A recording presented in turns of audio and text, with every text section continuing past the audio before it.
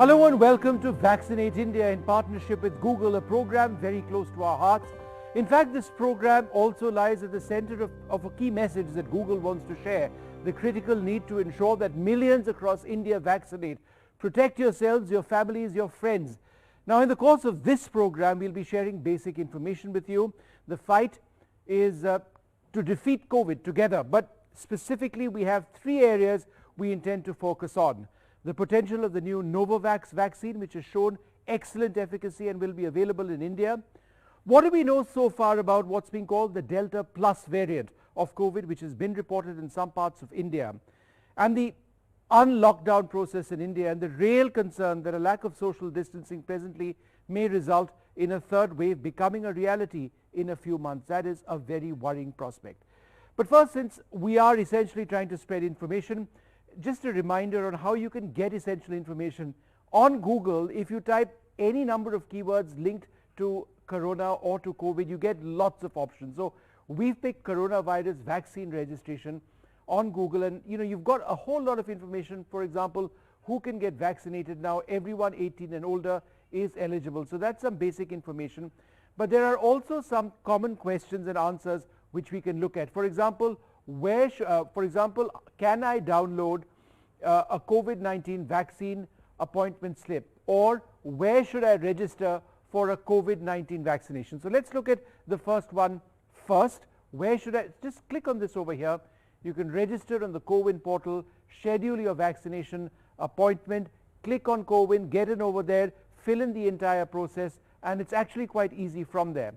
So another question that we're looking at: can I download a COVID-19 vaccine appointment slip?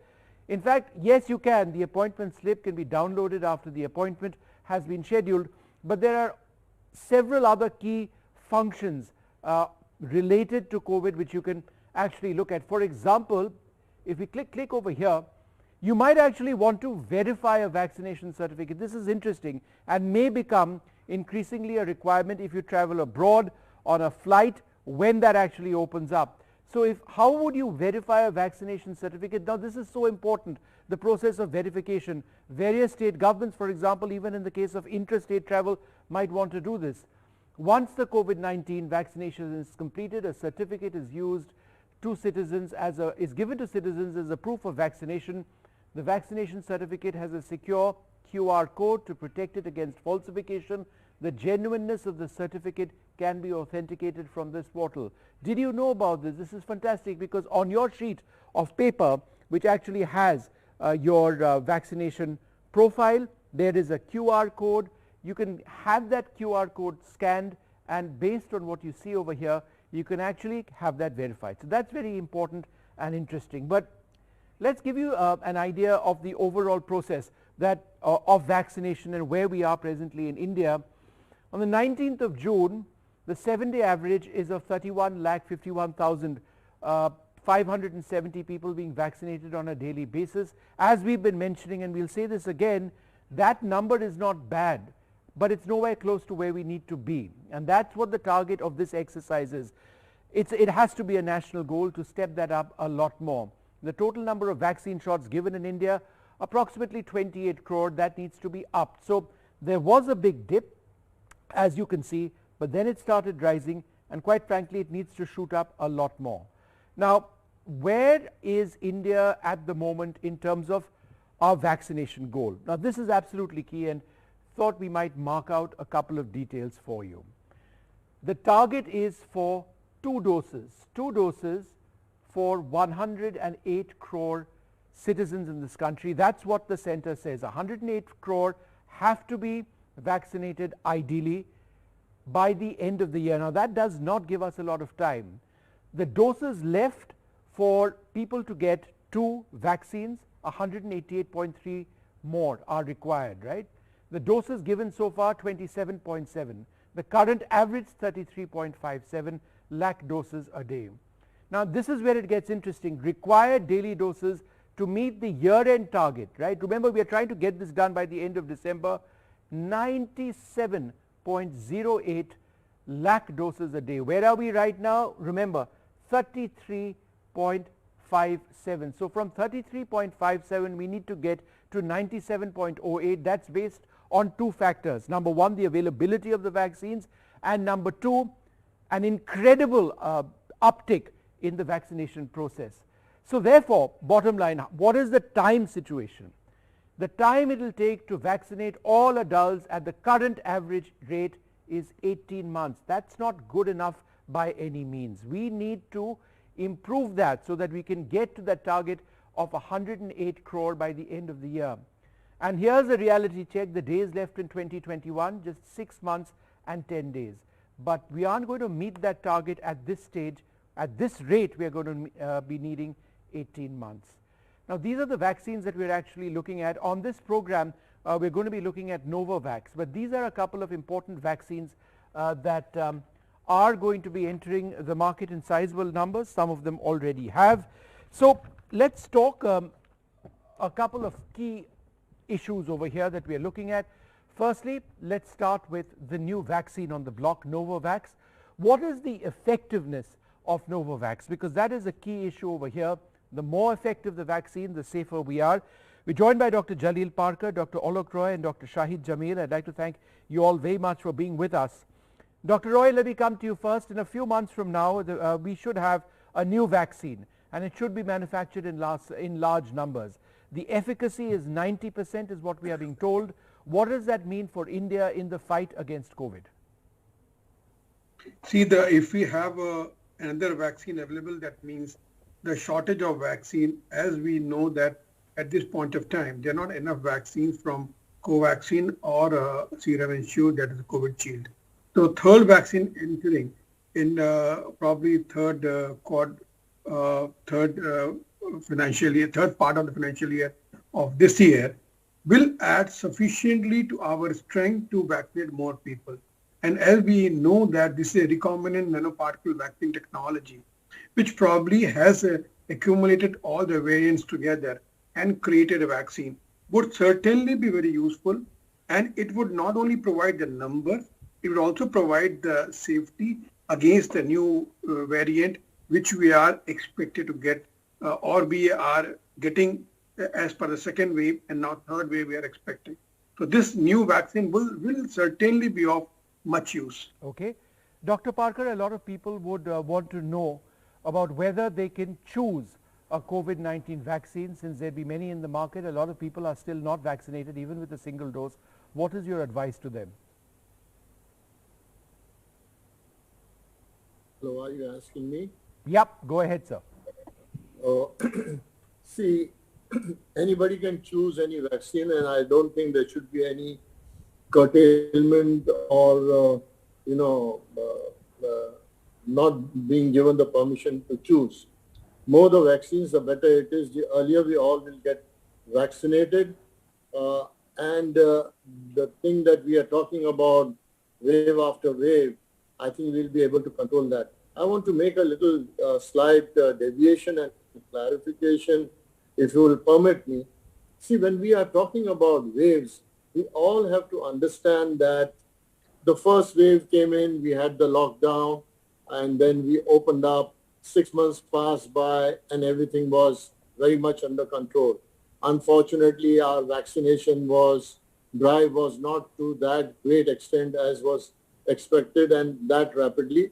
Having understood the population that we are handling. Right. However, if you see, the second wave also has come in after 6 months. And again, there was a lockdown, and again, we are going to slowly open up. So now when we are talking about the third wave, it's again the same thing.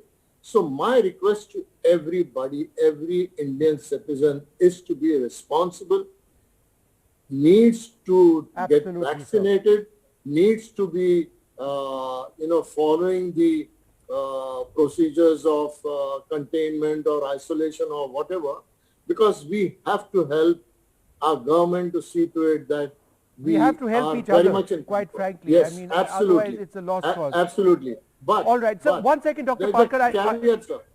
I just need to quickly move on to my other panelists as well. Yeah. I wanted to actually focus a little bit on what we know so far on this Delta Plus variant. Dr. Jamil, what do we know so far? Is this likely to be the basis of a third wave?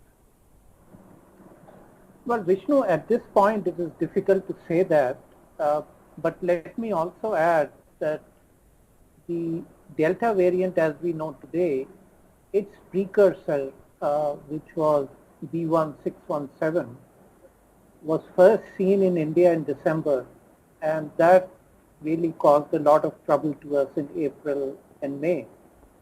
The new variant, the Delta Plus variant, only 7 sequences are available in the public domain from India. A total of 154 sequences are available from the world. It is at a very low level, less than 0.5% of sequences in India. But then it has the potential to get bad. We don't know whether it is likely to be more infectious, but since the background of this is the same as Delta, I don't anticipate that it's going to be any less infectious than Delta. But it has an additional mutation that has the potential to evade the existing immunity even better than Delta. So yes, it's a matter of Could you tell us a little bit about that, sir? That's what I meant to ask you about.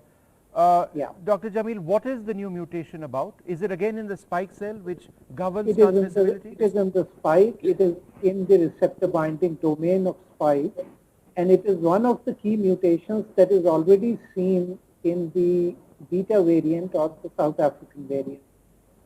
And we know that the South African variant and the Brazil variant, I'm sorry, I'm using the wrong nomenclature here. But go ahead, yes. Beta and the gamma, they have evaded pre-existing antibody and vaccine-related antibodies the best. So we should be concerned about it. All right. Dr. Roy, is it your concern that, when we talk about symptoms of COVID, we need to be doubly alert about the new variants and perhaps even this Delta variant, which might have different symptoms? Is that a possibility at all? Of course. What we have observed as per the first wave and second wave, in first wave, the disease was very well ordained. We knew every step of the disease. This is what will happen on day 1, this will happen on day 2, this will happen on day 5, 9, 11, and 19. It was very well orchestrated move of a virus. We knew that once we have discharged the patient, he's not going to come back with the viral infection, a continued viral infection, which never happened in the first wave. In second wave, we discharged a patient who from our side was normal. He came back after 6 weeks with another cytokine storm, another infection, became serious, put him on ECMO, and he died. So we have seen so many variants. In our ICU today, we have got people whose immunity level is absolutely zero. Right. They are like COVID-induced AIDS effect, where there is absolutely no immunity. So this time, the symptoms and the progression of disease is so varied.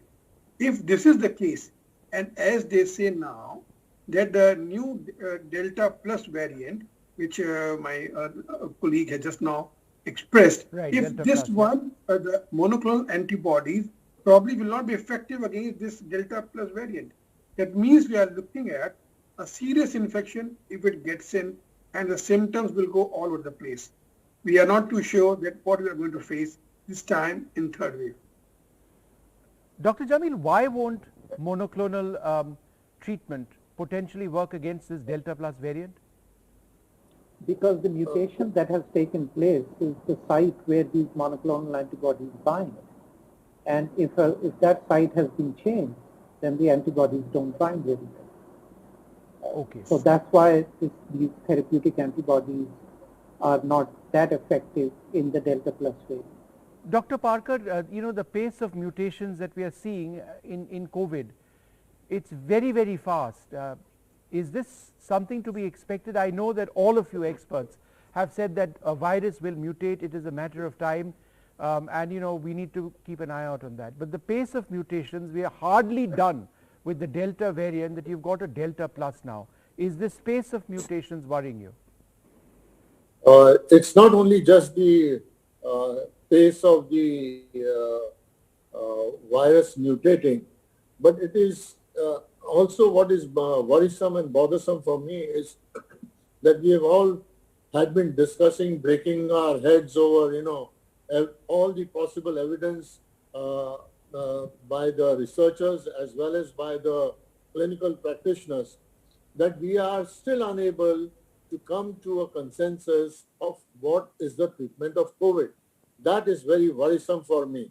When I was talking to you about a little deviation was because every time when we are going to have these lockups after lockups, our economy is in shambles. And when the economy is shambles, we will not be able to come back the way we would like our country to come back. And that is the reason why I was saying that we all have to move forward, come forward, help the governments too, so that, we are able to control over this COVID-19. It is really worrisome. We don't know what we are going to tell the patients or nor the relatives, because still today we have flip-flopped, every one of us, including ourselves. I don't want to talk about others. I'm talking about myself, and I'm talking about everyone around the world. We have stopped remdesivir, we have stopped tocilizumab, we have stopped plasma. Now we have come with cocktail, the steroids, which caused a lot of damage. And then you also have the shortage of oxygen, where we gave it, we had to supply, so we supplied the industrial. No, we are oxygen. absolutely, we are learning on the move, and we are questioning ourselves constantly. I need to take a short break at this stage. I'll be right back. Do stay tuned to this very special program, where we are looking at encouraging people to vaccinate, and also trying to understand about key aspects of what is a learning experience for all of us.